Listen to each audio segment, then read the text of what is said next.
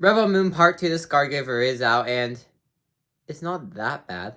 Let's start with everything I liked about it. And for starters, I do feel that this movie is better than the first one. Let's start with the action. The action in this movie, since this movie is mostly action, you know Snyder, you know his slow-mo stuff. All that is in here. This movie, for like an hour of its runtime, is action. I wouldn't say payoff to part 1, but the action in here is something to at least entertain you in this movie. On that note too, this movie's just more entertaining as well. It has like a better story. It's more interesting as a story. You have a little bit more character development in here. So that part's a little more interesting too. Just everything is just a little bit more interesting piece by piece. Makes it a little bit more entertaining.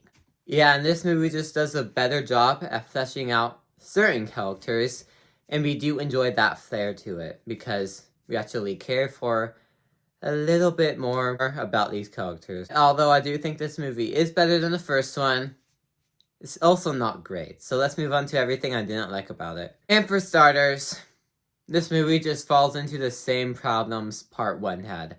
Almost every problem Part 1 had, this movie has. Now, like I said, it has the most movies action. It's a little bit more entertaining because of that. And we also get to see some more character development in here. Like I said, a small percentage of character development is introduced. But that's mostly just because the movie made these characters sit around the table and basically describe their character development. It feels like stuff is missing in between. Not every character gets that payoff that they need. Because, like I said, it introduced all these character development because they kind of forced that into this movie too. And basically all this movie is the beginning of this movie, they're getting ready to fight a battle. And then the rest of the movie is spent fighting the battle. There's nothing else in here.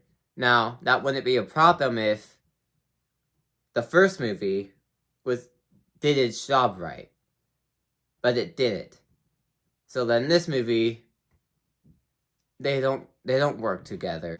But since Part 1 didn't do its job, this movie doesn't have all of that it needs, which is why we need that director's cut. All in all, Rebel Moon Part 2 The Scargiver, it follows all the same problems that the first movie had. It's more entertaining because it's a better story and a lot more stuff happens. It's not that great of a movie, but it's more entertaining that you can enjoy it a little bit more. This is why I'm going to give Rebel Moon Part 2, The Scargiver, a 5 out of 10.